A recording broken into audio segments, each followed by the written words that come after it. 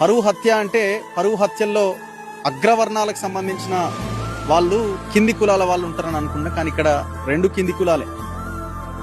అమ్మాయి తరపు వాళ్ళు బీసీలు, అబ్బాయి తరపు వాళ్ళు దళితులు, ఎస్సీలు. రాత్రి 8:15 షాద్ నగర్ లో ఉన్న వీళ్ళ అన్న ఇంటికి వచ్చారు. వీళ్ళ అన్న వీళ్ళ వదినే ఉన్నారు. అప్పుడే ఆఫీస్ నుంచి వచ్చిండు. తలుపు కొట్టిరు, డోర్ తీసింది. డోర్ తీసినప్పుడు వెంకటేష్ కూడా ఉన్నాడు. ఎవరు? అమ్మాయి తండ్రి ఇంకొక 3-4 ఉన్నారు. పోలీస్ స్టేషన్ కు సిఐ రమ్మంటున్నారని తీసుకుని వెళ్ళిపోయారు. ఇక అట్నుంచి అట్టే ఈ అమ్మాయి ఇమీడియట్ గా రియాక్ట్ అయింది. 100కి డైల్ చేసింది, పోలీస్ స్టేషన్ కి వెళ్ళిపోయింది. ఫోన్ ఎక్కడ దొరికింది? ఎవరిది? వీళ్ళు అన్నది. రాయకల్ టోల్ గేట్ దగ్గర ఏదో ఫోన్ కింద పడి ఉన్నది, దొరికిందట.